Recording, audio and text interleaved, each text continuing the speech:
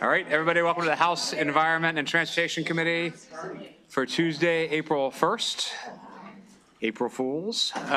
We will start with House Bill 1539. I think we have Alexis Brown on behalf of Delegate Woods. Transportation Identification Cards Issuance to Minors. Oh, we have Delegate Woods as well. Welcome. Thank you. This is my intern, Alexis Brown, and she's going to be making the presentation this morning. Afternoon. Go ahead. Good afternoon, Chair Corman, Vice Chair Boyce, and esteemed members of the committee. My name is Alexis Brown, and I am a junior policy student at the University of Maryland. I also serve as legislative intern for Delegate Jamila Woods, and I'm here today to testify for a favorable report on House Bill 1539. House Bill 1539 is not just about policy, it's about real people. This bill was inspired by Omari Barnes, a Maryland minor who has struggled to obtain an identification card due to the fact that he has been raised by his paternal grandmother since the age of 2. Despite his repeated attempts, he has faced barriers that have made it nearly impossible for him to get a simple document that most of us take for granted. And Omari is not alone. There are countless young people in Maryland who, just like him, lack the proper identification needed to fully participate in society, such as those in foster care, those who experience homelessness, or are estranged from their guardians. Without an ID, these youth are shut out of opportunities that many of us consider basic. They cannot legally apply for jobs, open bank accounts, or even prove their age when necessary. This is more than an inconvenience, it is a crisis.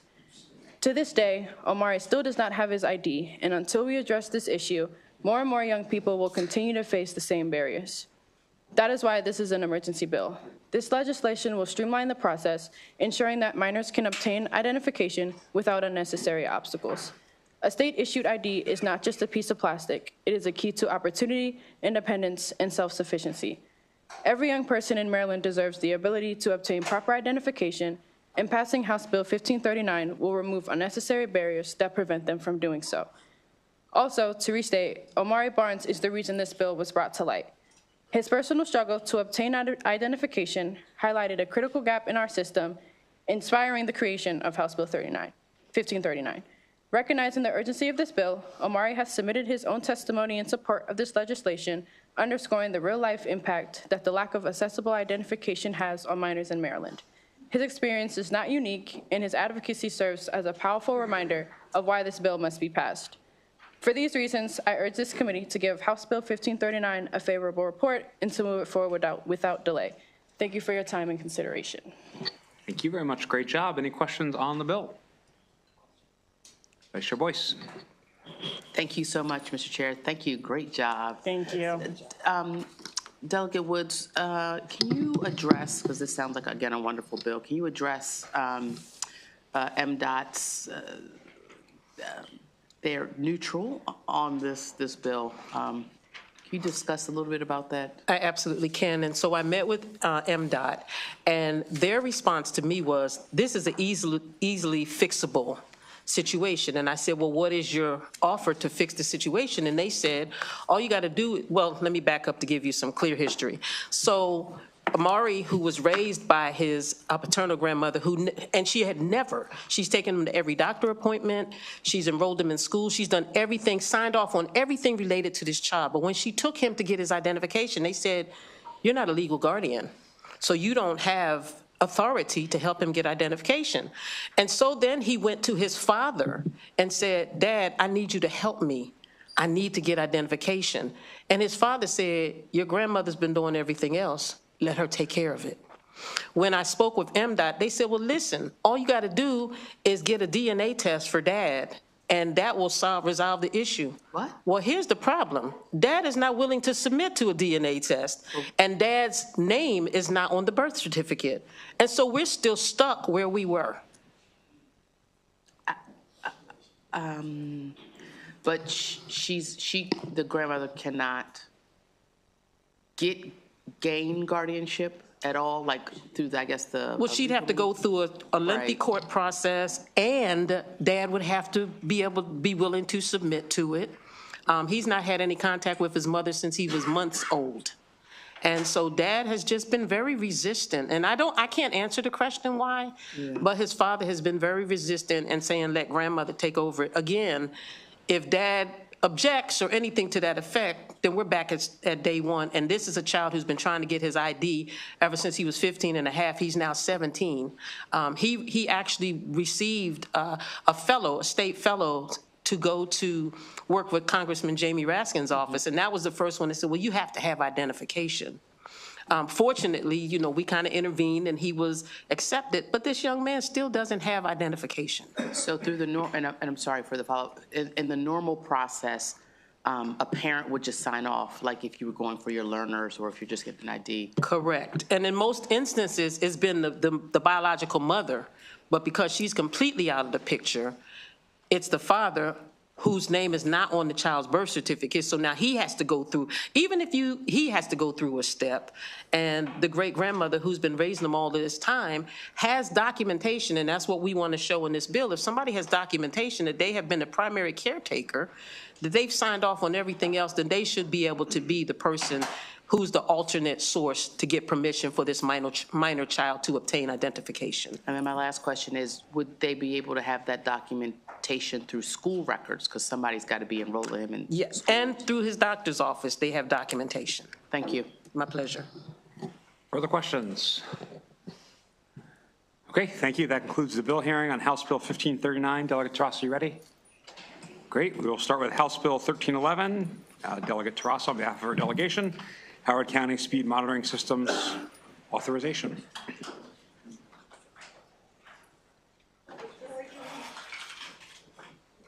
Sorry, I have my seconds here. Yep, I got it.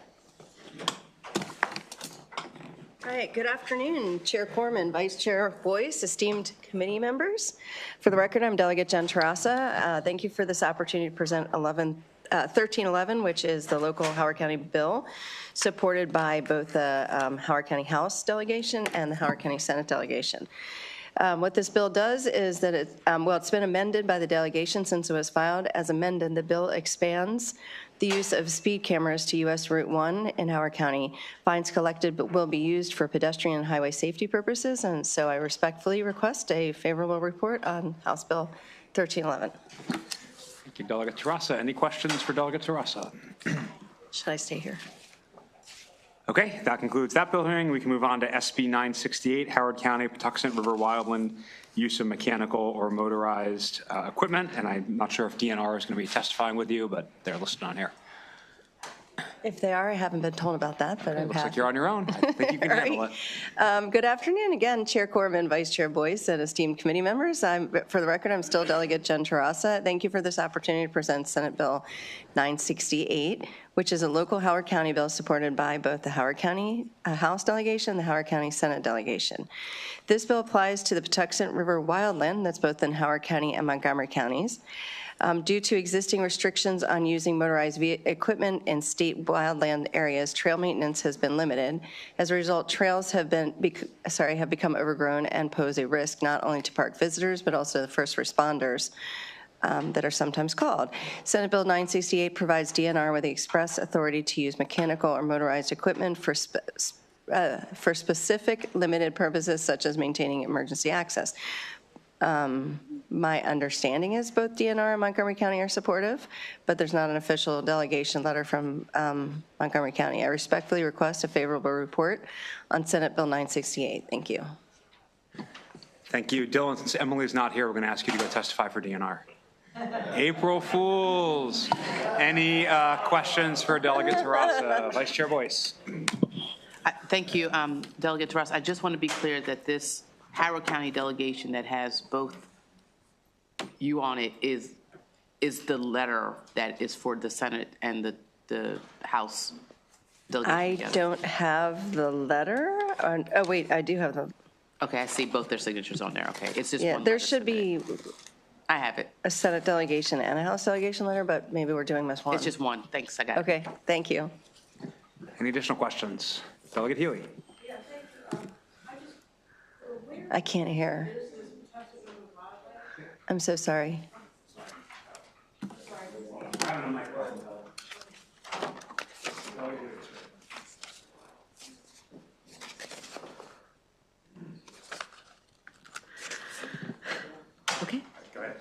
Thank you very much, Mr. Chairman, and thank you for the tech support.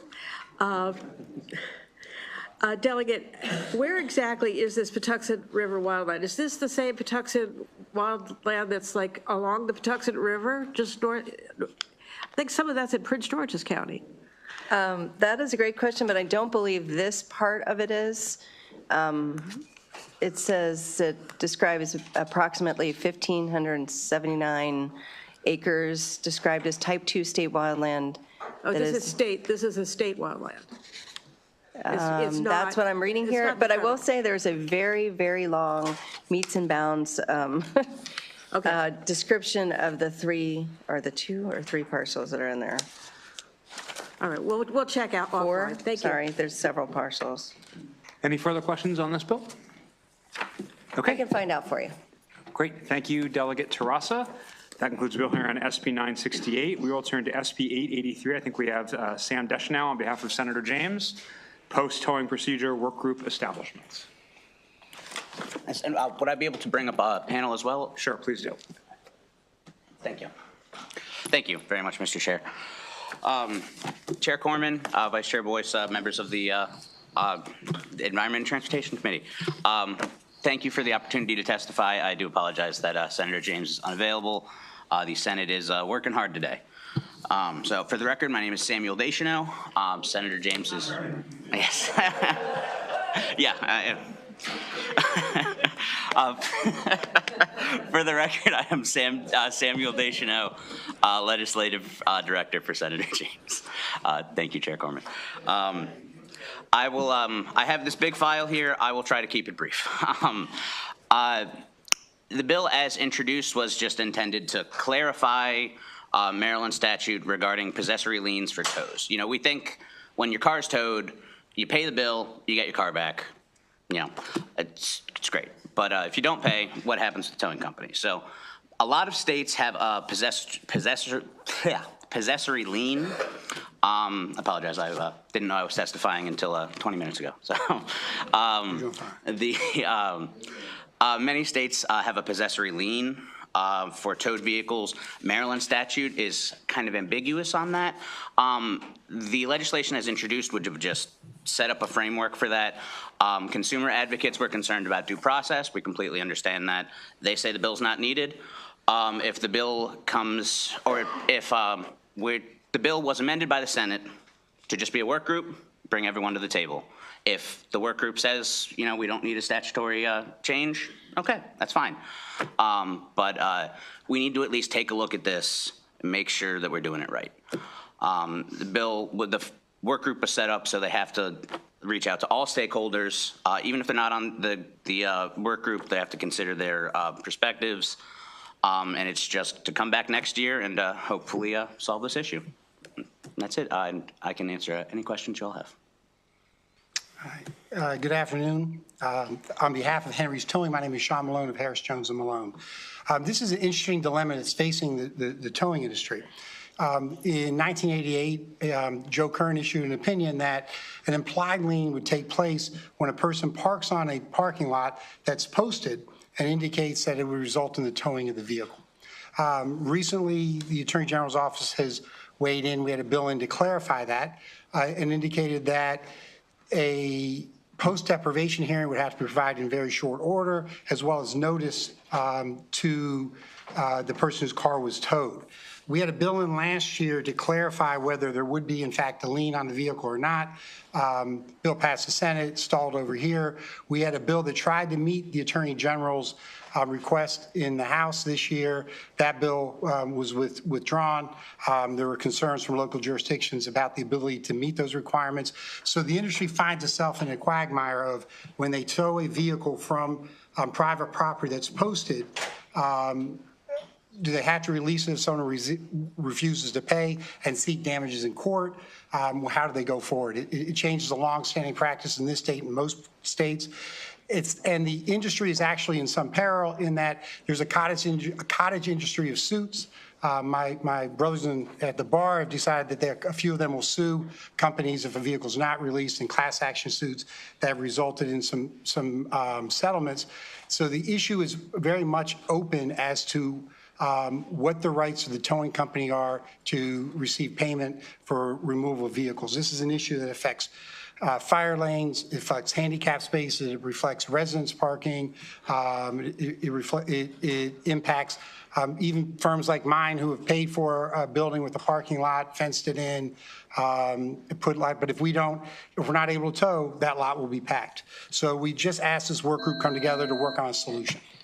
Great, thank you. A question, Delegate Healy.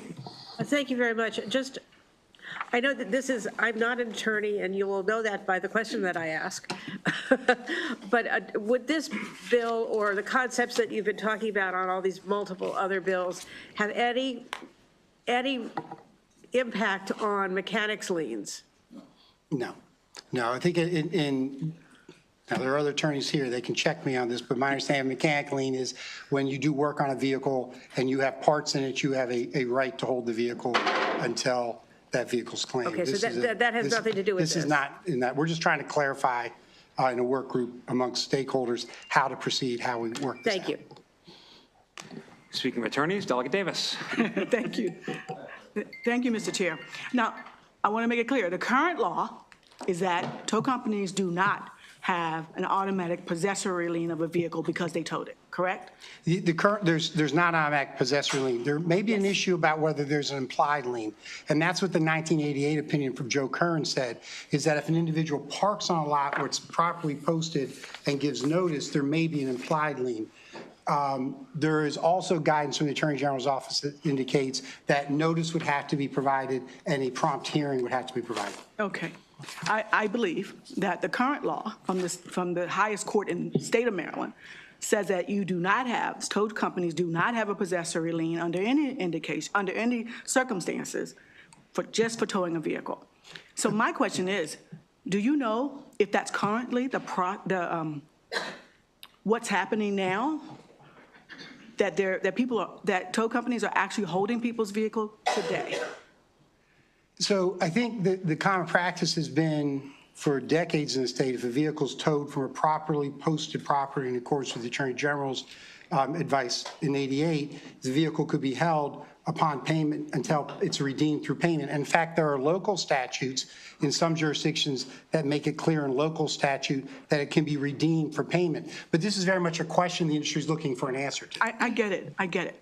But you represent the tow companies. I just ask a simple question. I represent one towing company. Okay, you represent one tow company.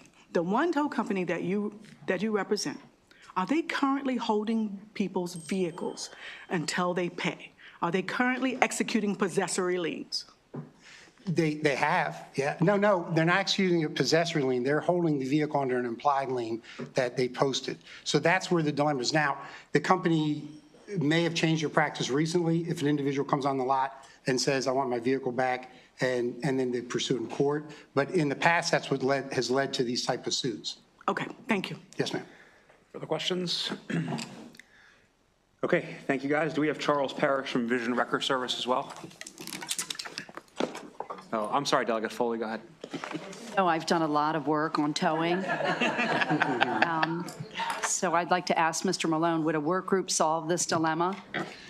I mean, that's our prayer, is that our work group, that's our hope that we resolve it in a work group, yes, I think. And I appreciate the work the subcommittee did on this on Friday, and they addressed it, and we're open to any amendments, and we're open to all participants.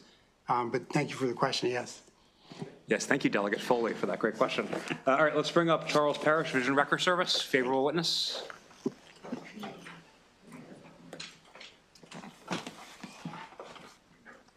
Hey, Sean. Good to see you.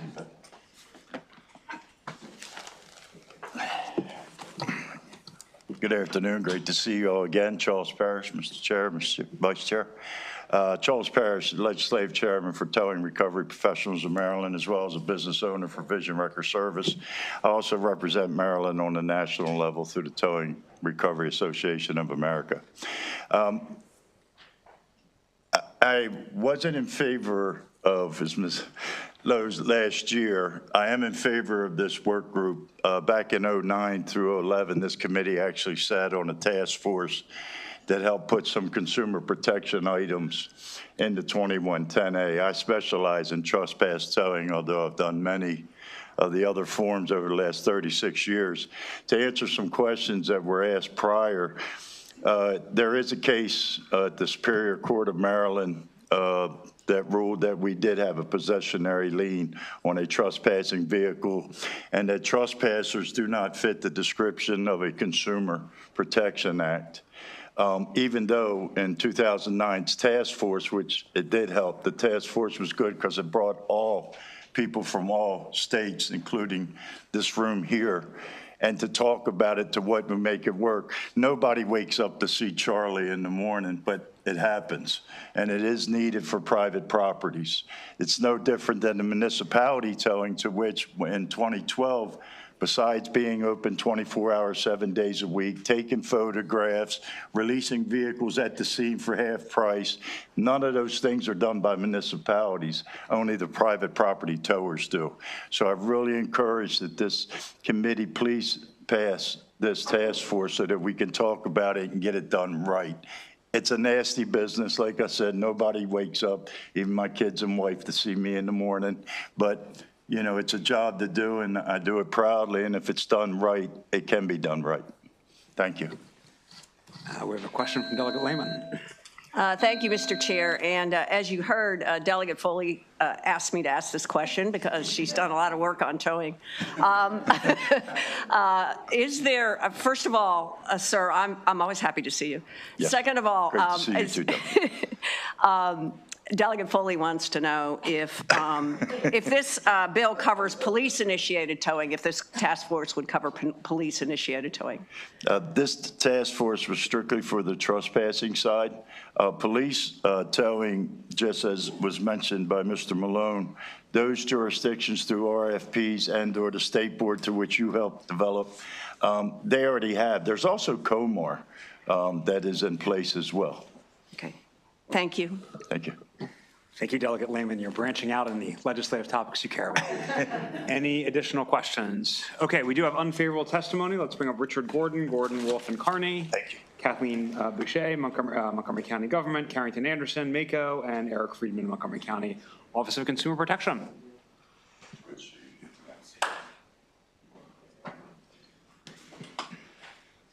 Please go ahead when you are ready.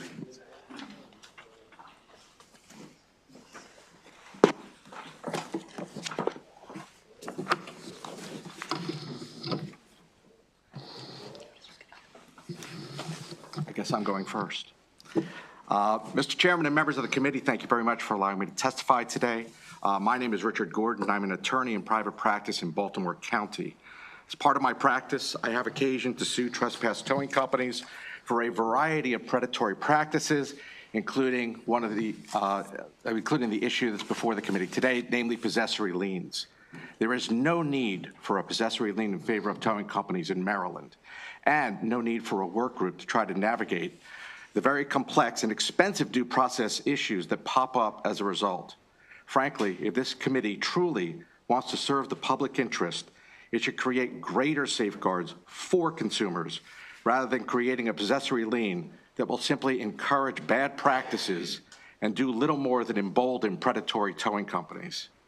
The reality is that the current law works.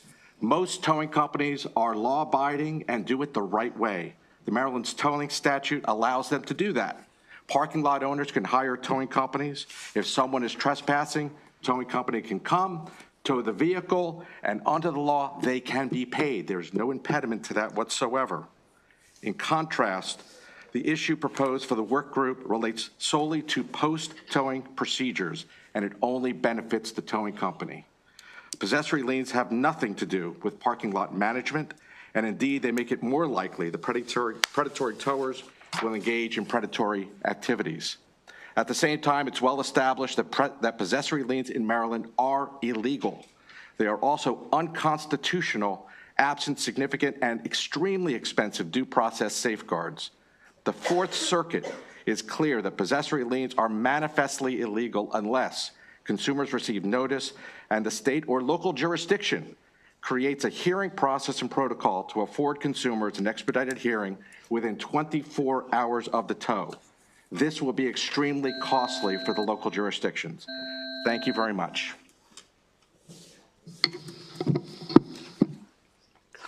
Good afternoon, Chair Corman and members of the committee. My name is Kathleen Boucher. I'm with Montgomery County's Office of Intergovernmental Relations.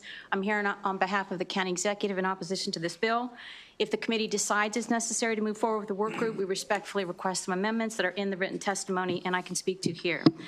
I think it's important to reiterate what Mr. Gordon just said. There's no question at all that possessory liens are illegal in Maryland right now.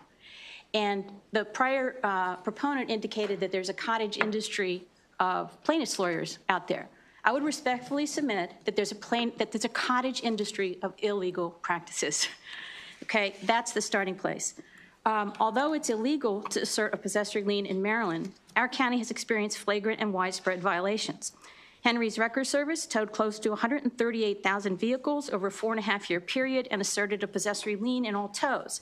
Henry's, which is an out-of-state company owned by a private equity firm, recently settled a class action suit regarding this illegal practice. Our written testimony includes a photo of a Henry's sign that is widely posted throughout Montgomery County that asserts a possessory lien in all tows. It's important to understand that current law allows counties and municipalities to create a possessory lien. Current law should be retained, and local governments should continue to have this discretion. If the committee feels it's necessary to create a work group, we request amendments regarding membership and mission. Again, these are in writing in the written testimony. We know that a legally valid lien would require the creation of an administrative process either at the state or local level, and towing companies have previously recommended that it be created at the local level. Given this fact, we believe that the work group needs more local government representation. We note that the General Assembly created a task force to study towing practices in 2009. It had 23 members. 6 of them were local government representatives, 25% of the membership. I would also note that that 2009 task force recommended the creation of a possessory lien. The General Assembly rejected that. Bills failed to pass in 2010, failed to pass in 2011, and in 2012, a towing practice bill passed where possessory liens were expressly stricken by amendment. It is illegal in Maryland. I'd be happy to speak further, Mr. Chair. Thank you, Mr. Chair, members of the committee, including our skeleton friend in the back. My name is Carrington Anderson with the Maryland Association of Counties, speaking in opposition to Senate Bill 883. I do want to say that counties do appreciate the changes that have been made to this bill. It did start out establishing a statutory lien and has been amended into a work group. While we are appreciative of those changes, we do still have some concerns. MACO is not often in opposition to work groups, and I think in some instances that is warranted. And the composition and the charge of this work group does not represent a fair direction for future evaluation on this issue at this time. The work group appears to presume a possessory lien is a good idea when it's been mentioned that the General Assembly has previously rejected attempts to create a possessory lien. Counties in particular have concerns that with the effort to create a work group to address those constitutional concerns associated with establishing a possessory lien, specifically, the constitutional concerns would be violating due process and private property rights by allowing a private company to hold someone else's property without having those legal safeguards. And counties are concerned that in order to address those constitutional concerns, it would be pushing the burden to the local government and the responsibility to the local government to establish that hearing process. It would be an unfunded mandate. It would certainly have a fiscal note on counties, which we would be concerned about when counties already are able to create a lien if they find necessary. And really just the last thing I want to mention is we do find that the work group is currently unbalanced and would respectfully ask for some changes there if the work group is to move forward. And it's for these reasons we would respectfully request an unfavorable report. Thank you. Thank you, and for the opportunity to be here. My name is Eric Friedman. I'm the director of the Montgomery County Government Office of Consumer Protection. That office was established in 54, established 54 years ago, and is the only consumer office in Maryland who has been around for 54 years. I've been working in this office for the past 44 years. And our investigators and myself have made a lifetime and a career of trying to maintain balance in the marketplace with respect to non-consensual towing. It is the most unique business you will ever find in the marketplace. There's no other marketplace, there's no other business unlike this type of situation where the system is able to decide whether a violation has been made or whether it has not been made. We have been dealing with this issue for all these years. The General Assembly has looked at it, as you heard, 2010, 2011, 2012. We've had Attorney General's opinions come for years and years. We've been just collecting them over and over. If this committee is determined to form a work group, we would ask that there be an equal number of consumer experts. We've looked at this over and over. We've tried to maintain a balance in the marketplace. And we don't need to, hopefully, to have any more hearings. Thank you. We have some questions. Delegate Lehman. Thank you, Mr. Chair, again, on behalf of Delegate Foley. I would like to ask Ms. Boucher to, could you describe the amendments? I know they're in the written testimony, but could you please describe the amendments and please give a short explanation of why you think they're necessary? Yes, thank you, Delegate Foley. Thank you for that opportunity. As you mentioned, there is specific language in the written testimony, but primarily what we would be asking for, as you've heard, is more balanced membership, both for local government representatives and consumer representatives. When it comes to consumer representatives, we noted that the motor vehicle subcommittee meeting on Friday added the Attorney General to the membership of the committee and made the Office of the Attorney General, Consumer Protection, the staff. And the rationale that was given there was that this is a really tricky legal constitutional issue. Should we move forward? And we would recommend that one of the consumer advocates be a lawyer with expertise in consumer protection issues relating to towing in terms of that legal issue. So that's the membership. In terms of the mission, what we would be recommending is that the language be amended to clarify that there's no presumption that this is a good idea. And in fact, we would recommend that the mission be holistic, that the mission be to evaluate current practices and the extent to which there are illegal practices happening in Maryland, to establish whether, to review and evaluate the current criminal and civil penalties for illegal practices, and to make recommendations as to whether they should be changed or increased, to study whether any administrative process that must be created should be created at the state or local level. And I think that's primarily it. Thank you, Delegate Foley. It's a more balanced membership and more balanced mission for the work group. Thank you. I just want to say thank you for that. I'm sure Delegate Foley appreciates it as well. Vice Chair Boyce. Thank you, Mr. Chair. And thank you so much for your testimony. It sounds like you're favorable with amendments, one. Two, I guess I'm just a little confused. If it's just a task force, that I think whether the presumption is that this is quote unquote legal or constitutional, fleshing out those details would, I guess, solidify if it is quote unquote illegal or if it is unconstitutional. Wouldn't you say that the task force would flesh that out and determine that right then and there? Thank you for the question, Madam Vice Chair. There seem to be two questions there. Do we oppose the bill and then task force? Sure. The county and the Office of Consumer Protection oppose the bill because Maryland has made a very clear decision, which has been affirmed on numerous occasions, not to have possessory liens in Maryland. We believe that's the appropriate, reasonable balance of consumer protection and support for good faith, legitimate towing businesses. As I mentioned, this General Assembly considered it in both the Senate and House side in 2010, considered it in both the House and Senate side in 2011, considered it on the Senate side in 2012, struck possessory liens from that bill, sent it here, and it was passed. So we believe it's the appropriate balance. We believe we're here because there's a cottage industry of illegal practices that folks want to legalize. We are arguing that Maryland has the correct public policy right now, and it doesn't need to be studied or changed. When it comes to the committee's decisions, if you decide to move forward with the work group, then there are very imbalanced membership and missions that we would really hope would be addressed. Even though the Attorney General would be at the head of this task force? I think that the decision that the subcommittee made on Friday before this public hearing was a very good one. I think it's very important to have the Attorney General there himself. There has been some confusion in the past year or two about the Attorney General's position.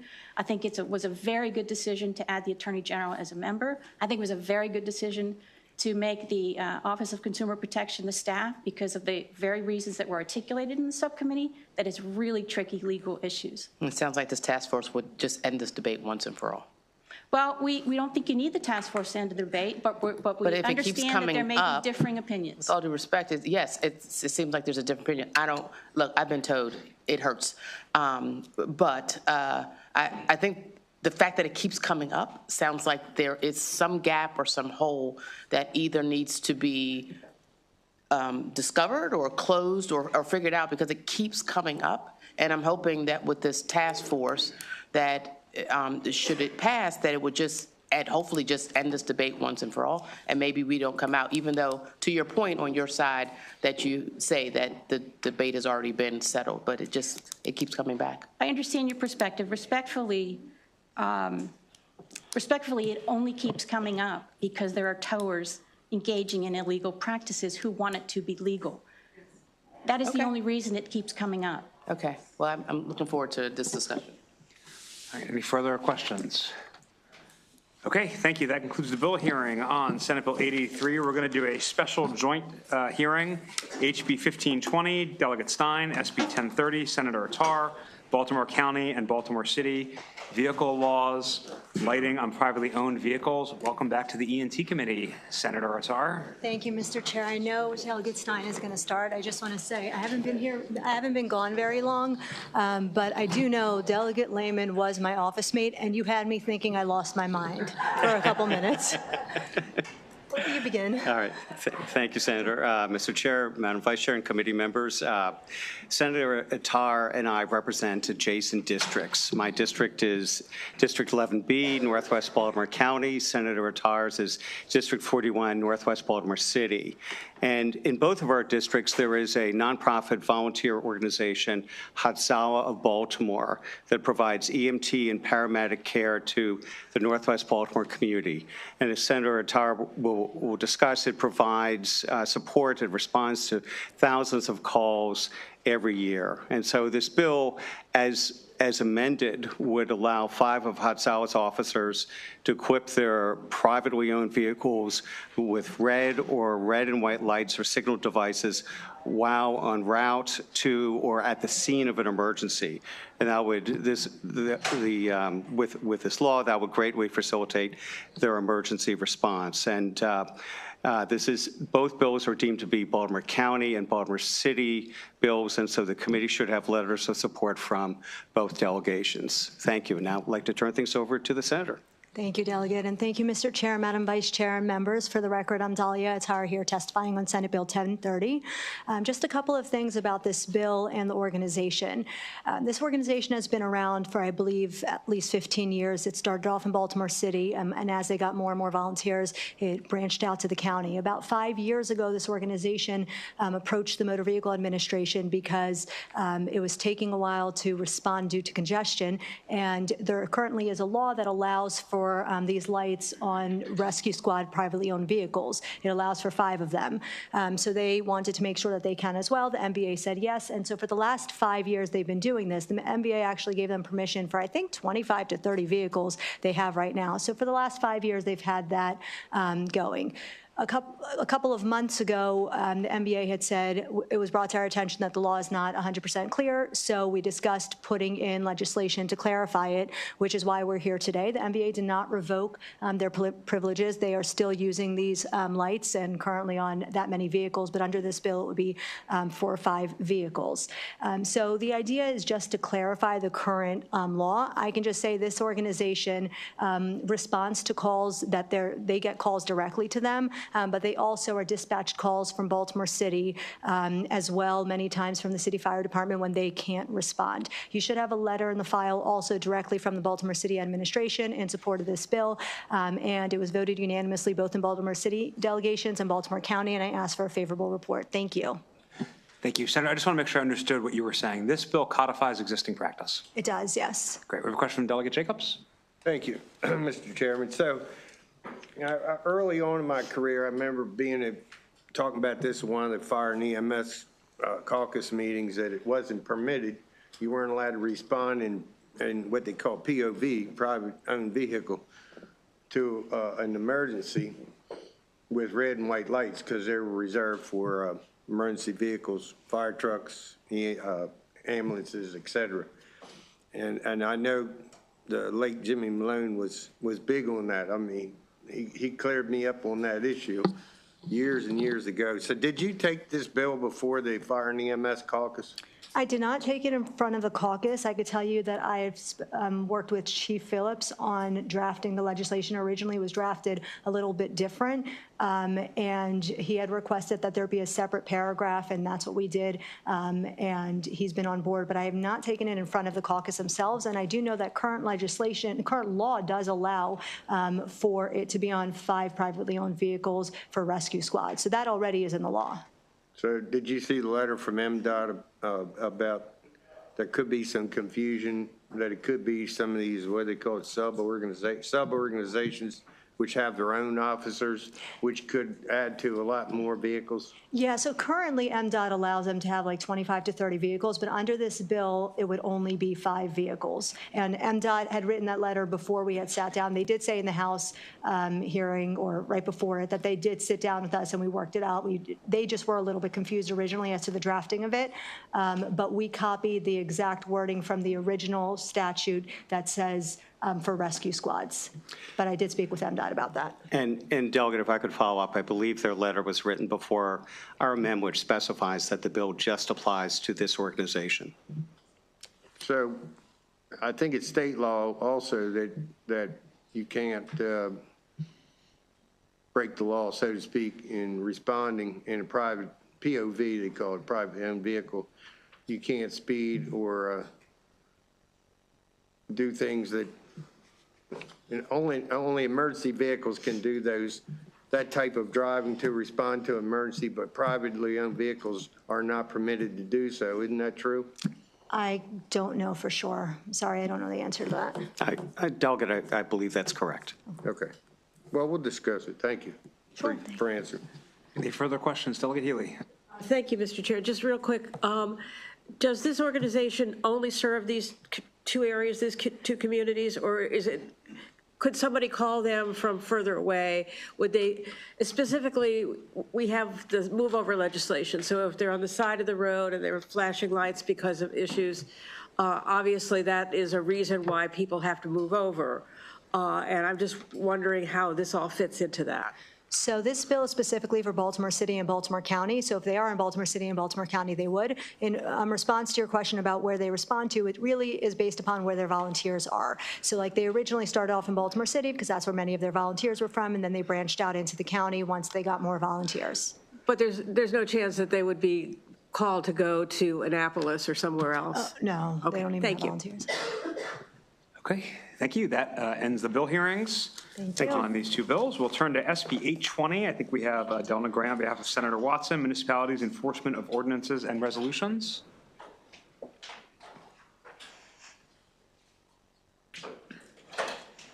Please go ahead when you're ready.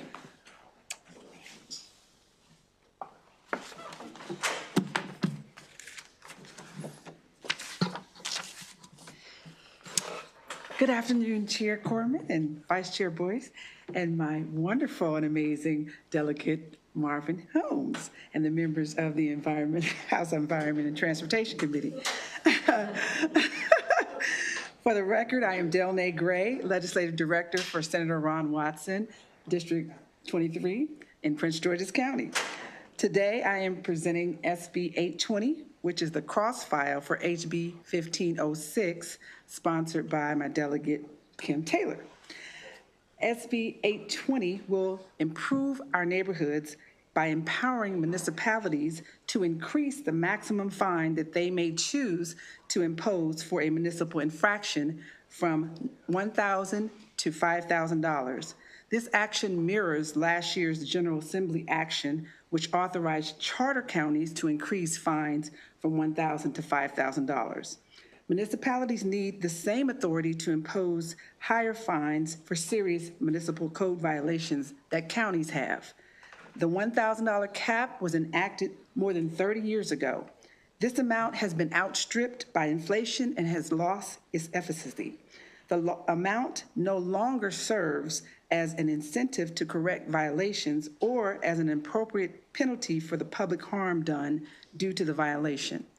The current maximum fine of $1,000 can be perceived as just a mere operating cost. By raising this fine, the bill will ensure and restore the deterrent effect and encourage owners to maintain their property. In addition, the cost of a code officer investigating and prosecuting a violation is itself well over $1,000 because the code officer must inspect and re-inspect numerous times, attending court hearings, and meeting contractors to arrange for abatement. Most residents, owners, they are deeply invested in the well-being of our quality of life in our neighborhoods. Municipal residents should be afforded the same opportunity to live in a violation-free neighborhood that the charter counties residents do now. There is no state fiscal impact in this bill. However, local governments will increase revenues because of it. So, on behalf of the residents of the great municipalities of the state of Maryland, I urge a favorable report on SB 820.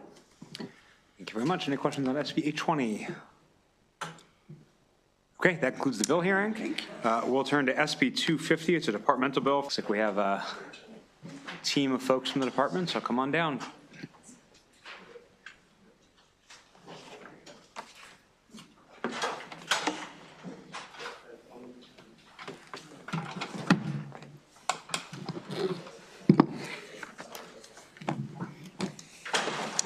Good afternoon, Mr. Chairman, Madam Vice Chair, members of the committee. I'm Adam Ortiz. I'm the Deputy Secretary at MDE, and we're pleased to be with you here on April Fool's Day to talk about Senate Bill 250. This may be familiar because this committee passed House Bill 245 last year, and it was also passed by the full House. So this bill represents a long overdue corrections to fees accounting for staffing and resource shortfalls, permitting capacity and compliance with federal law among our policy administrations. We've been working to adequately fund environmental and public health programs in Maryland because we all depend on clean air, land, and water, and to administer those programs efficiently. This is part of an effort to reduce our dependence as an agency on general fund appropriations and to make sure that parties pay reasonable fees for their services that they receive from the department. In some cases, these fees have not been raised in a long time, 20, 30 years, despite inflation and despite the rising costs of us to administer the programs. And right now, Maryland taxpayers are subsidizing this important work through the general fund instead of being paid for by the regulated community. In crafting this bill, we did an analysis of our programs, how much they cost, and compared it to peer jurisdictions and others in the industry. We had conversations with stakeholders and industry members as well to make sure that they were fair and reasonable and payable. And this bill is the result of that hard work. So I have representatives from our three administrations today to answer any specific questions on the fees, but we ask for a favorable report, and it is a delight to be in front of the committee again. Great, thank you. Any questions? Okay, that was painless. That concludes the bill hearing on SB 250. Colleagues, we have a concurrence that we need to take up. HB 1465, this is transportation-related tolls, installation payment plans. It's from Delegate Stewart. I would say the Senate caught almost kind of a drafting error in the bill where it was going to make it so the only way the Maryland Transportation Authority could recall something from the Central Collections Unit was for there to be an installment plan. That was not the intent of the bill. The intent of the bill is to authorize installment plans to make it a little easier for people to pay. So I won't say this often, but I would recommend and move to concur with the Senate amendments. Any discussion? All right, all in favor of the concurrence signify by saying aye. Aye. Anyone wish to be recorded in opposition? Okay, the concurrence passes. We will tomorrow we'll have a full committee voting session, as you know, and we will turn to subcommittee announcements. Chair Naraki. April Fools. All right, Chair Holmes. Thank you, Mr. Chair. Housing and real property will be at 3:30, and we will be sufficient, efficient, and brief. Chair Stewart. Thank you, Mr. Chair. Motor vehicle and transportation will be at 3 p.m. today, and we'll be even more efficient and even more brief. Chair Healy. Local government will meet at 2 o'clock, and we will be very efficient as well. I admire everyone's efficiency. See you all later. Thank you.